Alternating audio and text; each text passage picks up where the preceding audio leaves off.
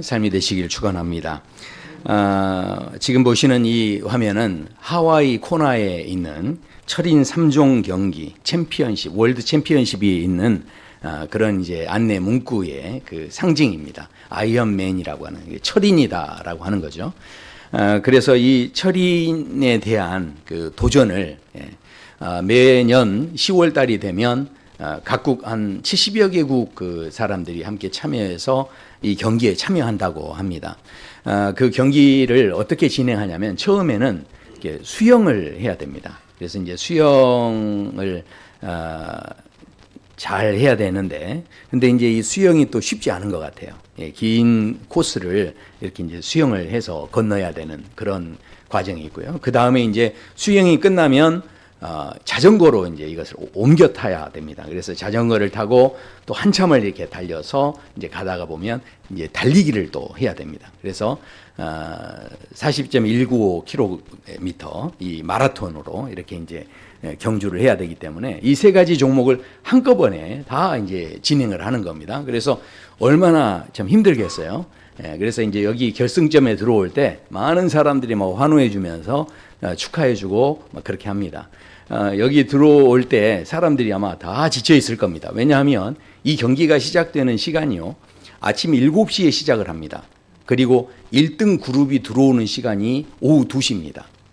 그러니까 엄청난 시간을 이 사람들이 달려서 지금 오는데, 여기에서 지금 2023년도에 1등 하신 분이 8시간 24분 걸리신 거예요. 그러니까 이제 한 1등 그룹에 있는 분들은 거의 8시간에서 9시간 정도 돼야 이제 여기에 완주해서 결승점으로 들어오게 되는 겁니다. 그런데 이제 1등 하시는 분들 말고요, 그 뒤에 이제 늦게 들어오시는 분들이 계세요.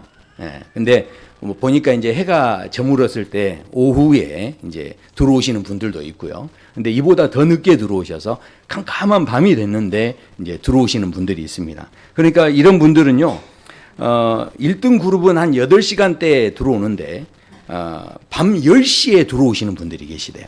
밤 10시. 그러니까 아주 늦은 시간이죠. 근데 그 시간에 이렇게 들어오시는 분들은 결국은 끝까지 포기하지 않고 그렇게 열심히 달려서 이제 경주한 거죠. 그래서 이분들에 대해서 많은 분들이 끝까지 기다려주면서 박수 쳐주고, 그 다음에 기자들도 와가지고 함께 거기에 대해서 이제 축하하는 모습들을 이렇게 찍고 하는 이제 이런 내용들을 우리가 보게 됩니다. 자, 그런데 늦게 들어오시는 분들은요, 이게 1등이 목적이 아닙니다. 그러니까 이 대회에 아주 그 특별한 점이 하나가 있다면, 여기 나오시는 분들이 다 각자 그 사연을 가지고 있다는 거예요. 그래서 어떤 스토리를 가지고 있는 겁니다. 그래서 여기 참여하시는 분들은요, 어떤 분들은요, 이게 목적이 아주 뚜렷한 거예요. 그래서 그 목적 때문에, 그 가지고 있는 스토리 때문에 많은 사람들이 굉장히 감동을 하는데, 실은 여기에 달리시는 분들 중에서 그 암에 걸리셔서 그 암을 극복하고자 하는 그런 마음으로 이제 달리시는 분도 있고요. 어떤 분은 나이가 고령이에요. 90세가 다 됐는데도 이제 여기에 포기하지 않고 여기에 참여하시는 이제 그런 분들이 계시고요. 또 어떤 분은 의족을 차고 장애인인데도 불구하고 여기에 참여해서 함께 이제 이 경기에 또 자기가 철인이다 하는 인증을 받기 위해서 이렇게 나오는 거죠. 근데 이것뿐만이 아닙니다. 여기에 결혼을 앞둔 젊은이들도요, 프로포즈 하기 위해서 이 경기에 참여하시는 분들도 있다고 합니다. 그러니까 여기 보면 도착 지점에 온 가족들이 막 나와가지고 피켓을 들고 막 기뻐해주고 즐거워해주고 하면서 막 환영해주고 축하해주면서 이렇게 하는, 그래서 이제 대단히 그 이 경기의 묘미가 바로 이 하이라이트가 이 밤 시간에 들어오는, 끝까지 포기하지 않고 이 밤 시간에 들어오는 사람들에 대해서요, 그만큼 많은 사람들이 환호해주고 하는 이제 이런 장면을 우리가 보게 된다고 합니다. 저는 이 경기를 보면서 그런 생각을 합니다. 어쩌면 우리 크리스천의 삶이 이와 같지 않은가. 그러니까 우리가 이 땅을 살아갈 때 우리의 목적은요, 1등이 아닙니다. 우리는요, 끝까지 가는 겁니다. 그러니까 생각해 보십시오. 근데 끝까지 갈 때 그냥 끝까지 못 가는 거죠. 그래서 우리 모두에게 뭐가 있어야 됩니까? 사연이 있어야죠. 스토리가 있어야죠.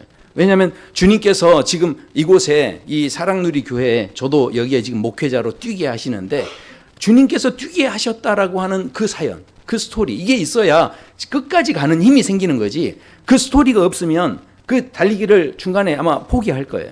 오늘 이 마라톤을 하는 이 사람들도 가족들이 또 내가 프로포즈 해야 할 사람이 결승점에 기다리고 있다는 것을 알기 때문에 그래서 이미 1등이 목적이 아니고요. 그 사람 만나기 위해서 그래서 뛰는 거 아니겠습니까? 그러니까 우리 인생을 살아갈 때 스토리가 없고 사연이 없다면 아마 가던 길 포기하고 주저앉을 수밖에 없는 아마 그런 삶의 자리가 될 겁니다.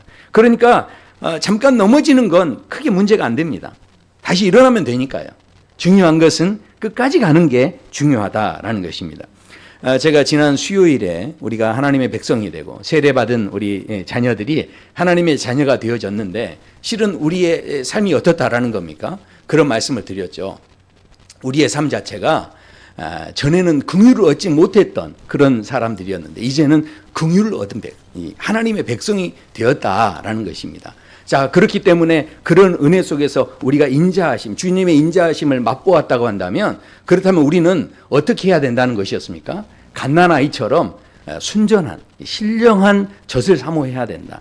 그런 우리의 삶에 있어서 루틴이 필요하다. 삶의 방식이 필요하다. 이런 말씀을 드렸습니다. 이해를 돕기 위해서 저 두 배우가 드라마에서 서로 사랑하는데 이렇게 서로 너무 예쁘다 자기들끼리 막 하잖아요. 근데 옆에서 보기에는 꼴불견일 수 있고 이제 저거 도대체 무슨 짓 하는 거나 오글거릴 수 있고 그럴 수 있다는 거죠.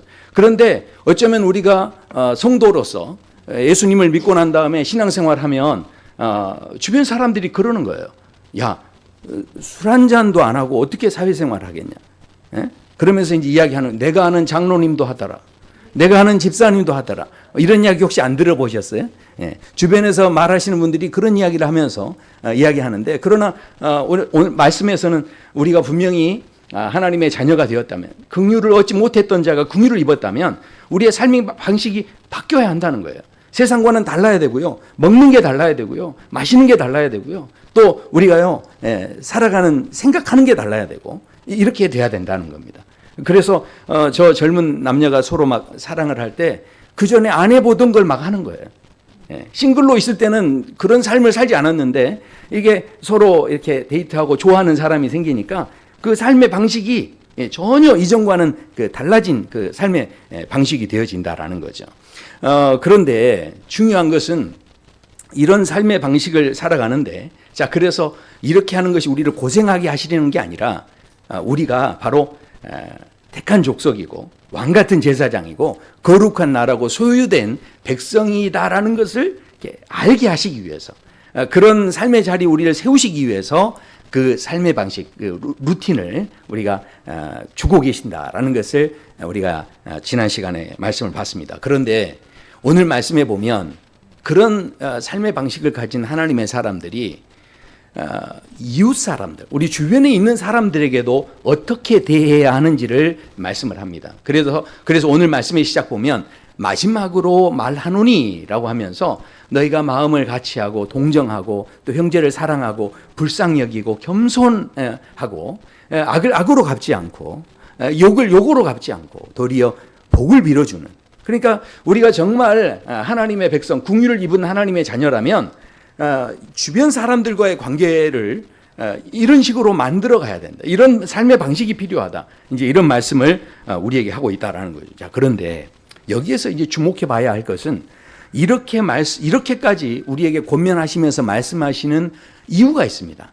자, 그게 뭐냐면 그 뒤에 이렇게 말씀하시죠. 이를 위하여 너희가 부르심을 받았다. 이를 위하여 너희가 부르심을 받았다. 이것은요, 지금 그냥 단순한 삶의 방식이 아니라 우리에게 사명으로 주셨다는 거예요. 우리에게 이것을 위해서 내가 너를 불렀다라고까지 표현하고 계신다라는 겁니다. 자, 이것을 우리가 깨닫고 안다는 게 이게 얼마나 중요한지 모릅니다. 이게 아무것도 아닌 것 같죠? 그러나 이게 엄청난 겁니다. 저는 이게 축복 중에 축복이라고 생각합니다.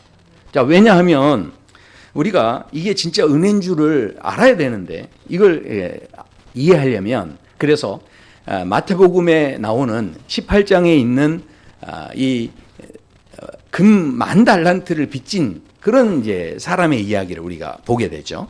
자, 그런데 이 빚진 금 달란트를 빚졌던 10,000달란트를 빚졌던 사람이 그 비유 가운데 보면 자신이 받은 은혜가 얼마나 큰지 그 빚을 탕감을 받았는데요. 그 탕감 받은 게 얼마나 큰지 이게 깊이 깨닫는 마음이 있어야 되는데 아마 그 마음이 없었던 것 같아요. 그러니까 어떻습니까? 100데나리온 빚진 자기한테 빚진 사람 만나니까 그 사람 멱살을 잡고 그 사람 너 때문에 말이야 하면서 이제 불평하면서 원망하는 이런 모습이 실은 보여졌다라는 거죠. 사람이 이렇게까지 다른 사람 멱살을 잡을 때는요, 그 마음속에 그 여유가 없는 겁니다. 그러니까 뭡니까? 여기에 대한 은혜가 얼마나 큰지 아마 깨닫지를 못했기 때문에 이렇게 넘어질 수밖에 없었다라는 거죠. 우리가 인생을 살아갈 때 진짜 내가 넘어지지 않고 저렇게 은혜를 받았는데도 은혜를 모르는 배은망덕하는 자리에 서지 않으려면 그것이 얼마나 귀한 은혜인지 깨닫는 그 마음에 깊이 그것을 느낄 수 있는 마음이 있어야 돼요. 우리 성도님들 같으면 저렇게 1만 달란트를 탕감을 받았으면 마음이 어떠시겠습니까? 우리 성도님들 같으면 이제 아마 그러겠죠. 우리 사랑누리교회 성도님들은 아마 그럴 거예요.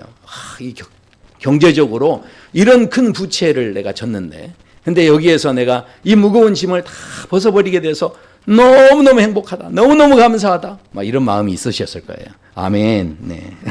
아멘을 안 하니까 제가 합니다. 대신. 네.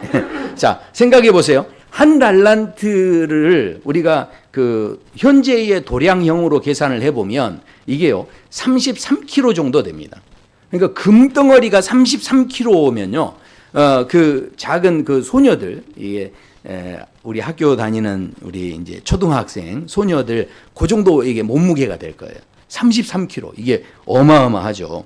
2024년도 국제 금 시세로 이게 계산을 해보면 이게요 1g당 지금 12만 원입니다. 그러니까 이걸 계산해 보면 33kg니까 약 40조 정도 됩니다.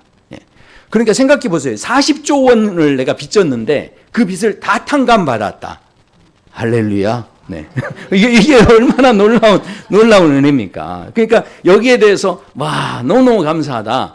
내가 이 무거운 짐을 벗게 됐으니 너무 홀가분하다. 이런 마음이 들겠죠. 거기에 막 감사를 할 거예요. 자, 근데 그것만 감사하겠습니까? 그 다음에 무슨 생각이 들까요?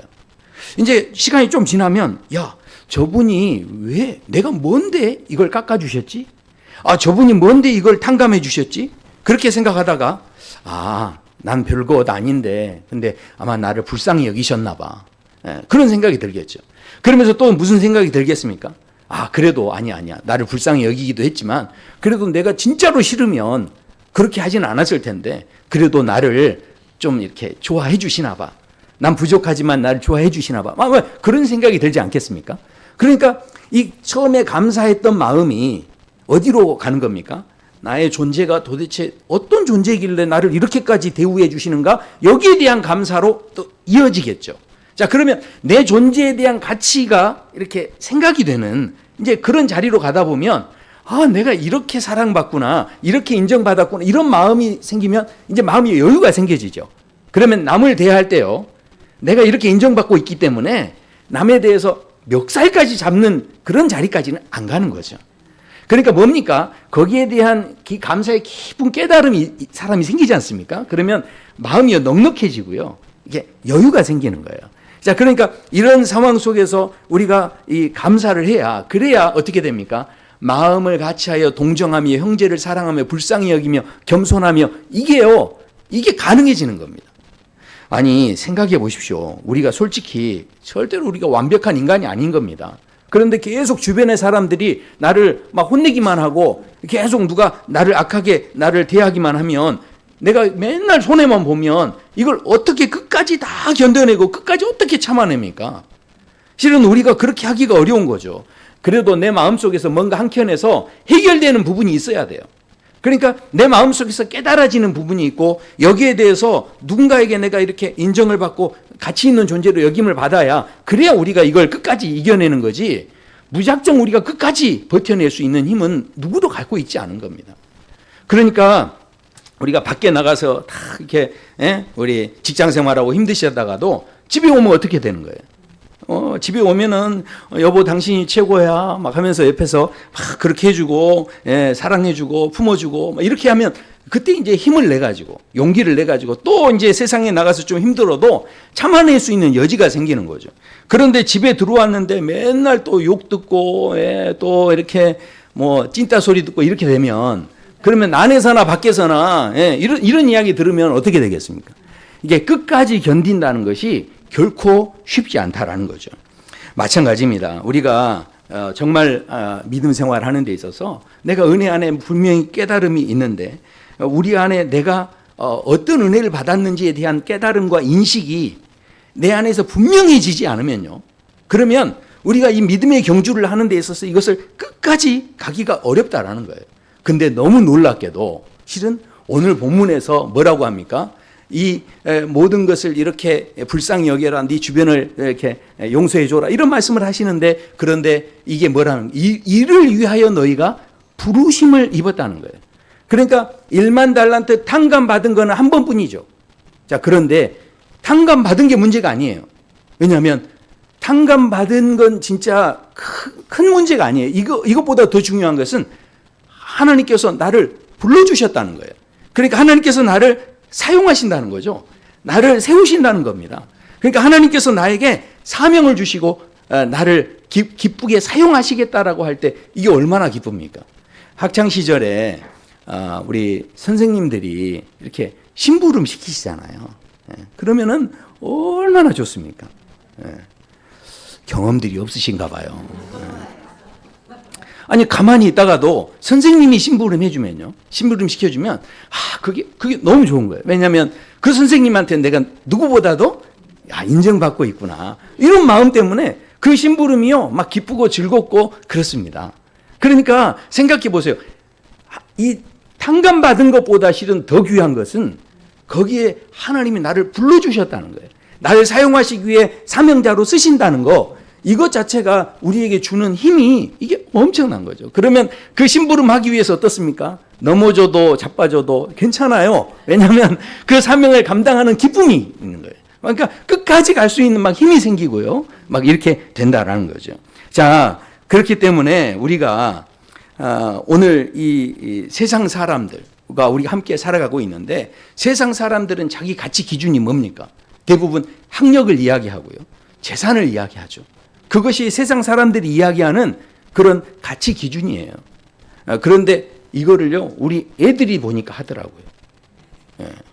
그래도 이 암사동은 어떤지 모르겠는데, 근데 여기 보면, 이게 프라이어 팰리스하고요, 어디입니까? 롯데캐슬하고 이렇게 있는데, 그 근처에 있는 학교에 가보면 애들이 그런데요. 너는 어디 살아? 그거부터 물어본다는 거예요. 그러니까 벌써 어디 사는 거에 따라서 파가 나눠지는 거예요. 그러니까 거기 살지 않고요, 일반 주택에 사는 사람은 거기 끼지도 못하는 거죠. 그러니까 이게 뭐냐면 초등학교적인 생각이 애들이 생각이에요. 그런데 이거를요, 세상 사람들이 그렇게 해서 우리 자신의 가치 기준을 이렇게 생각을 하는데, 그런데요, 그게 영원할 거라고요? 절대 영원하지 않습니다. 그거 실은 잠깐인 거예요. 정말 중요한 것은요, 하나님께서 나를 의롭게 여겨주시고 하나님께서 나를 사랑하시고 또 세상 사람 다 몰라줘도요, 하나님께서 나를 사용해 주시는, 불러주시는 그런 은혜, 나를 구원해 주셨을 뿐만 아니라 하나님께서 나를 지금도 이렇게 하나님이 기뻐하시는 일을 위해 나를 사용해 주신다는 거, 하나님께서 누구보다 나를 귀하게 여기신다는 거, 이거를 우리가 안다는 것이 이게 얼마나 귀한 일입니까? 그렇기 때문에 우리가 내가 가지고 있는 가치가 도대체 어떤 가치인가, 나는 어떻게 존재하는 사람인가를 이게 안다는 것은요, 중요합니다. 그것을 알아야 내가 끝까지 가는 힘이 생기는 거죠.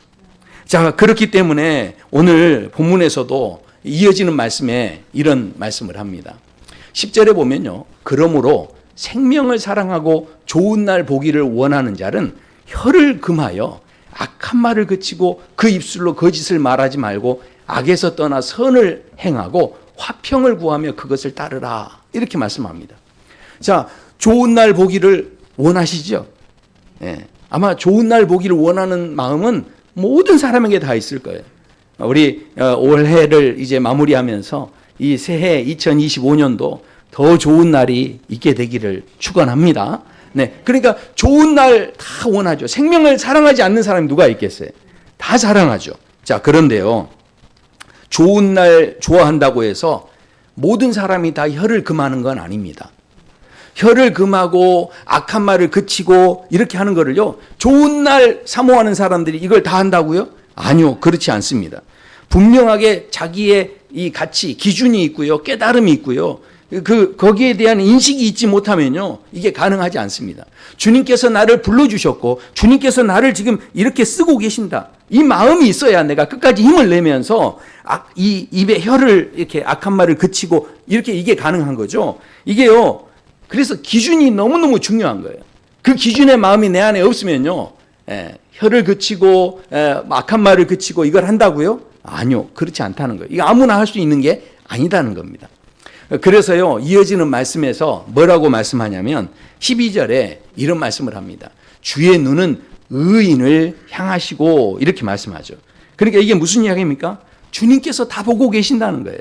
아까 그 철인 3종 경기에 보면요, 이 사람들이 막 이렇게 이제 경기를 하고 막 뛰어가는데, 그런데 어떻습니까? 그 모든 것을 누가 보고 있어요? 내 가족들이 보고 있고요, 내가 프로포즈 고백할 사람이 보고 있고요, 또 내가 이렇게 뛰는데 그것을 응원해주는 내 사랑하는 사람들이 그걸 다 보고 있는 거예요. 그러니까 1등이 중요한 게 아니라 그 골인점에 그냥 들어가는 게 중요한 거예요.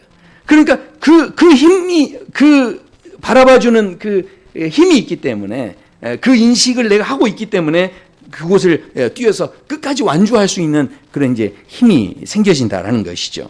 자, 그래서 이 가치에 대한 인식이 있어야 도대체 내가 무엇을 사랑할지, 내 인생을 살아갈 때 무엇을 더 소망하고 무엇을 더 바라봐야 될지가 이게 만들어지는 거지, 그냥 만들어지는 게 아니다라는 겁니다. 자, 그래서 13절에 아주 중요한 말씀을 하십니다. 또 너희가 열심으로 선을 행하면 누가 너희를 해하리요, 그렇게 말씀합니다. 자, 그러니까 이게 무슨 이야기입니까? 이게 고난을 주고 어려움을 주고 누군가가 나를 막 해치려고 하고 이런 해로움이 아닙니다.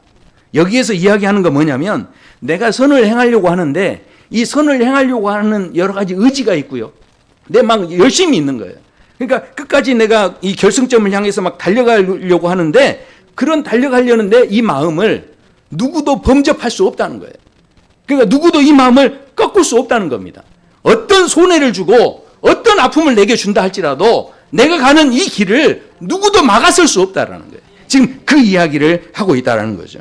자, 그래서요, 이렇게 내가 가다 보면 때로는 사람들이 물음표를 갖게 되는 거죠. 아니, 저 사람은 도대체 왜 저러는 거야? 너는 도대체 왜 그래? 왜 이렇게 별나게 그러는 거야? 그러면서 사람들이 그렇게 이제 물음표를 가지는 거죠. 그것뿐만이 아닙니다. 질문이 생기는 거예요.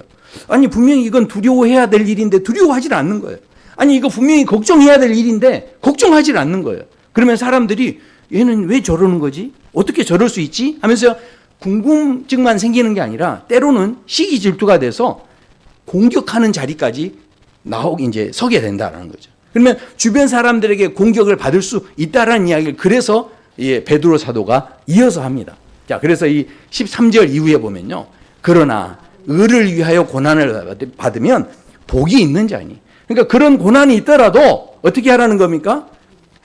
두려워하지 않는, 그들이 두려워하는 걸 두려워하지 않고 근심하지 않고 어찌됐든 견뎌내서 끝까지 가라는 거예요. 여러분 생각해 보십시오. 이게요, 제가 말씀드렸듯이 서로 막 연애하고 좋아가지고 이렇게 있으면요, 그런 모습을 보면 처음에는 좋다가 너무 그러면 꼴 보기 싫잖아요. 그런 마음 안 드세요? 네.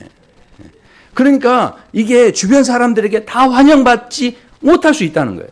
우리가 믿음 생활을 하는데 그렇게 열심히 살아가려고 할 때 그것이 오히려 다른 사람에게 공격의 대상이 될 수도 있다는 거죠.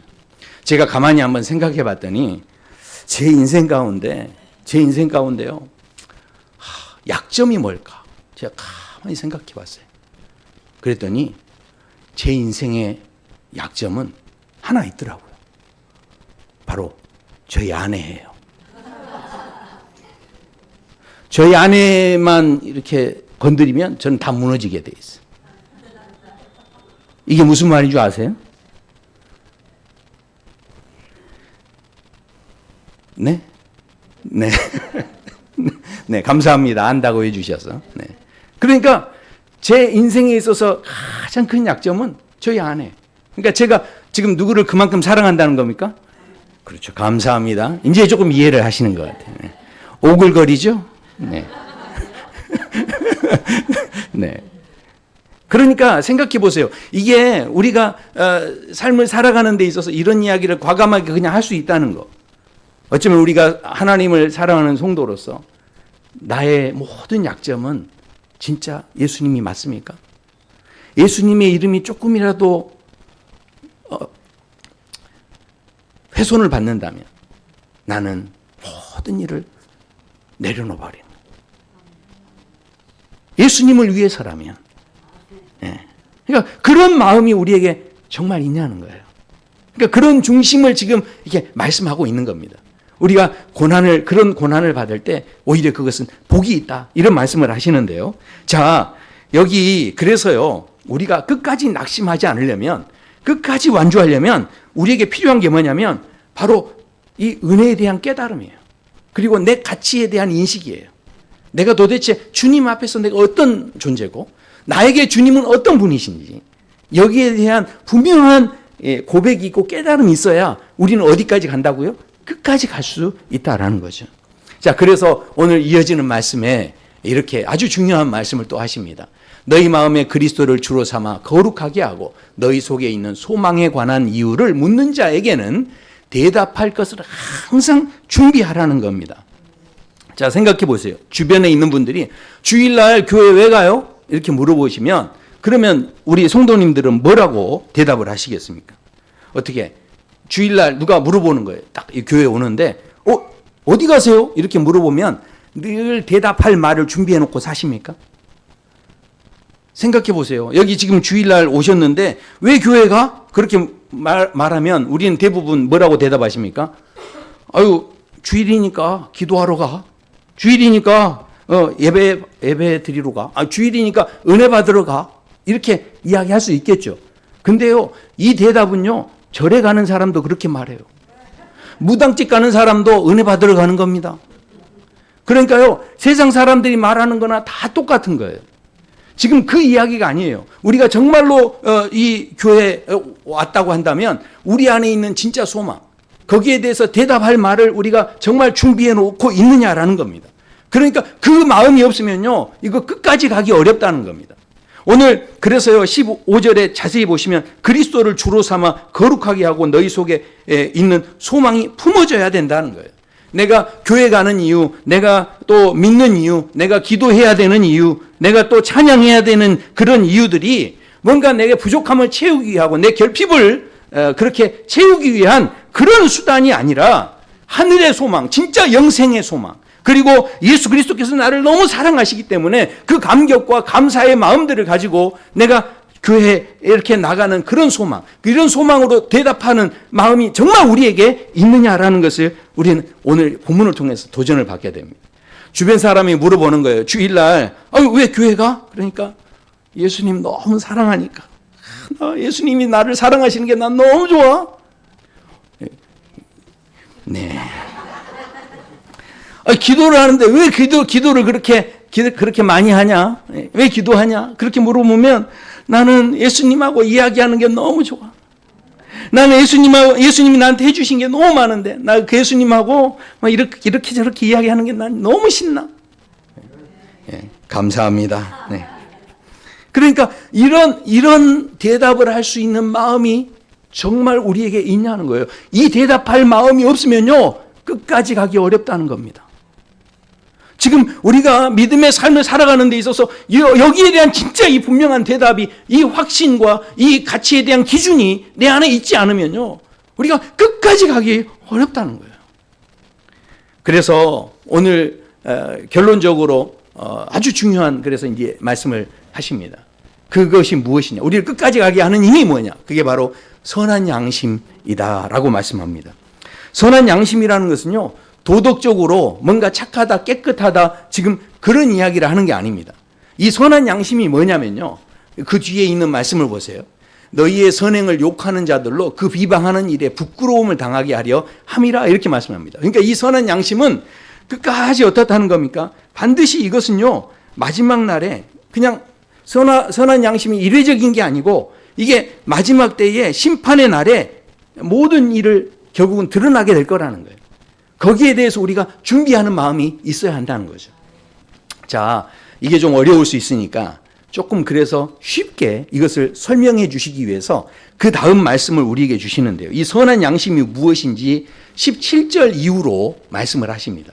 거기 보시면 이 선한 양심이 바로 예수님의 마음이셨음을 말씀하죠. 예수님께서 단번에 죄를 위해서 십자가에 죽으셨는데 그런데요. 그 죽으신 다음에 어떻게 합니까? 결국은 하나님의 뜻을 이루시고 부활하시고 승리하셨죠. 자, 그래서 우리가 대부분 예수님의 십자가의 죽음에 대해서 그런 생각을 가지고 있습니다. 야, 예수님께서 하나님의 아들이셨는데 그런데 사명을 가지고 이 땅에 내려오셨고 그 다음에 어떻게 합니까? 그 잔을 피하고 싶으셨는데 그런데 하나님께 기도해서 어찌됐든 기도로 순종하셔서 그 십자가의 고통을 이기시고 그 다음에 그래서 부활하시고 승리하셨어. 우리가 대부분 그래서 하나님의 계획과 섭리가 이루어졌어. 우리가 대부분 이렇게만 생각하고 있죠. 자, 그런데요. 세상에 오늘 주어지는 말씀은요. 예수님이 그 정도가 아니었다는 거예요.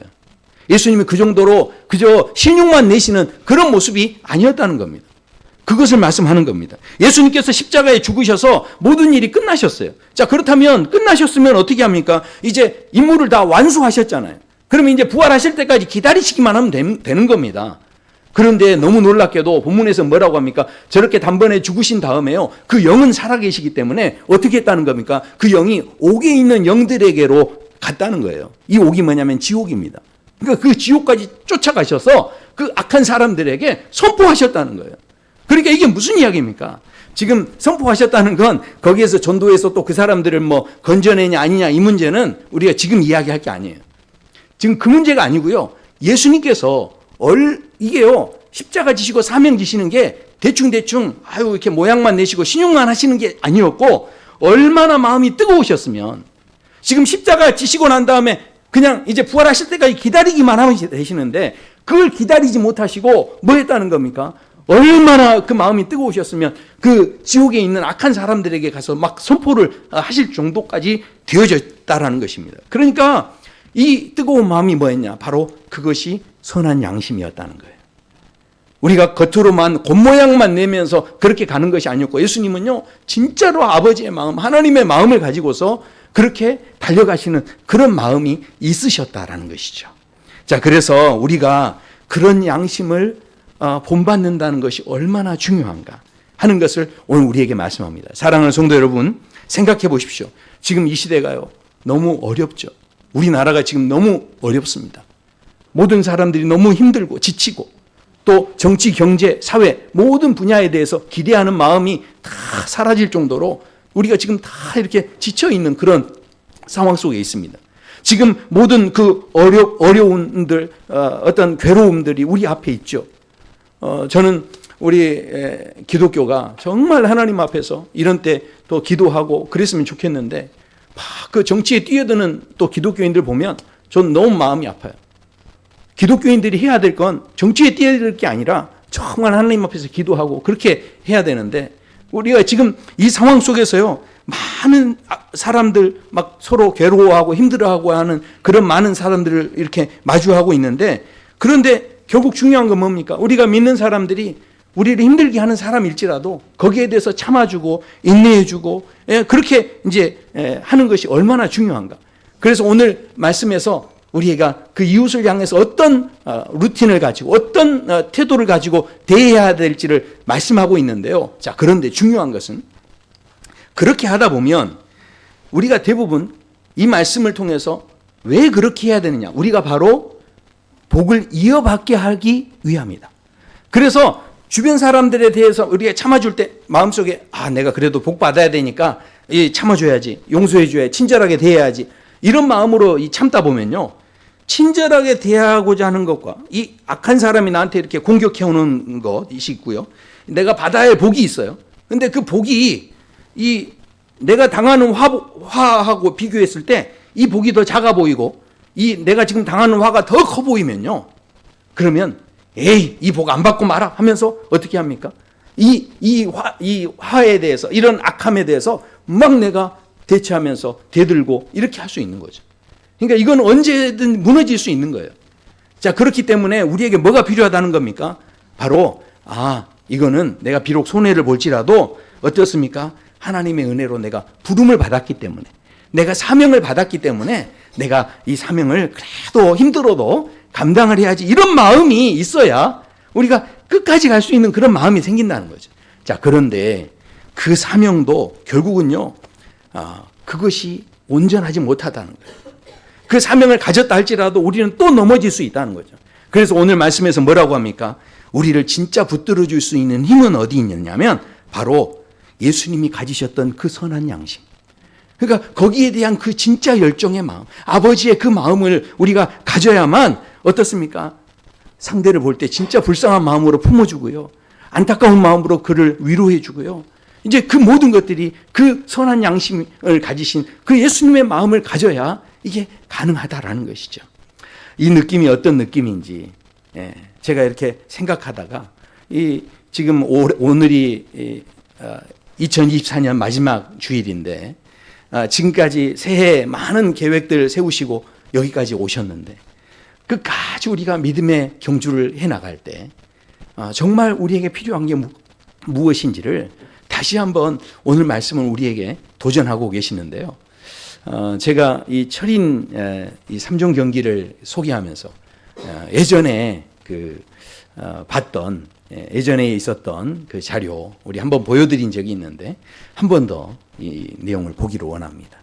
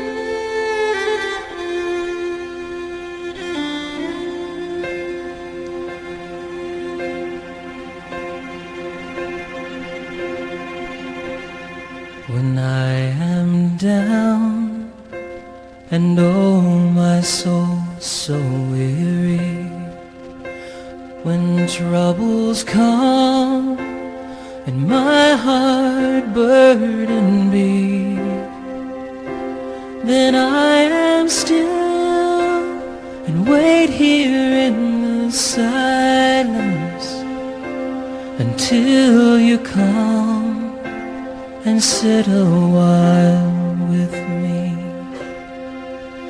You raise me up so I can stand on mountains. You raise me up to walk on stormy seas. I am strong when I am on your shoulders. You raise me up to more than I can be.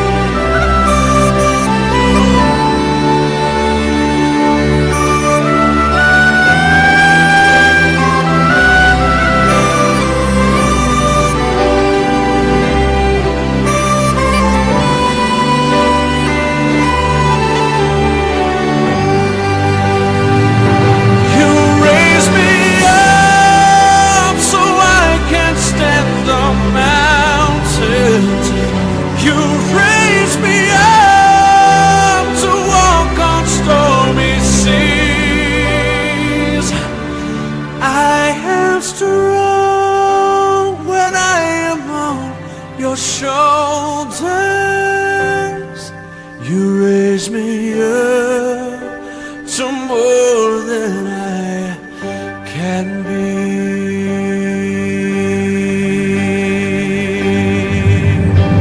There is no life without its hunger. Each restless heart beats so imperfectly. But when you come and I am filled with wonder, sometimes I think I glimpse eternity. You raise me up. I can stand on mountains.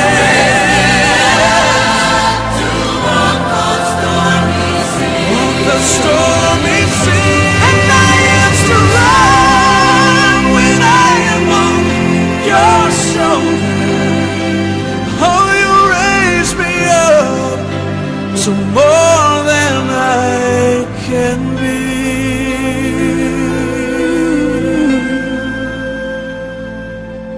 You raise me up to more than I can be.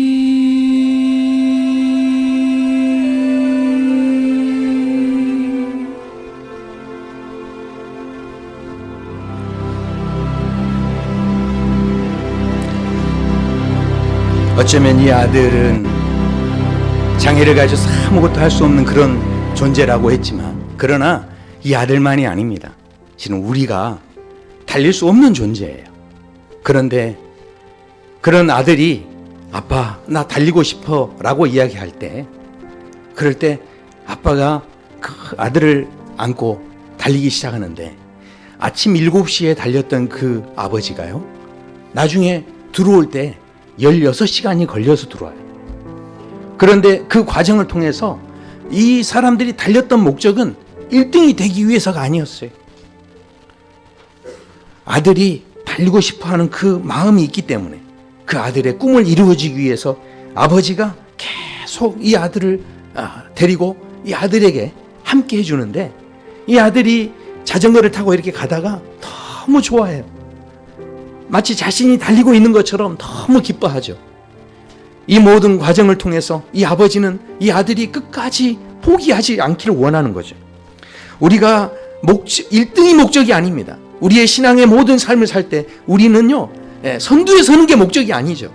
우리의 모든 삶은요, 결국은 하나님 앞에 지금도 달려가고 있는 우리의 삶은 완주하는 게 목적이에요. 결승점까지 가는 게 목적입니다.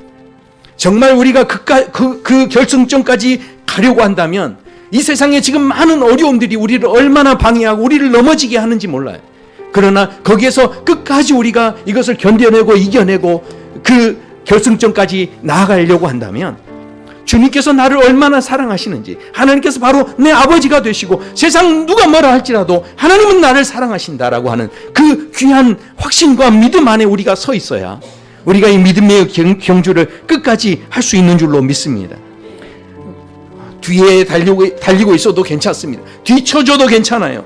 흔들려도 괜찮습니다. 그러나 끝까지 달려야 하는 사명을 우리는 가졌기 때문에 아버지 하나님께서 몇 등 했냐고 묻지 않으세요. 주님께서 오늘 저와 성도 여러분이 지금까지 살아오신 이 세월에 대해서 다그치지 않으세요.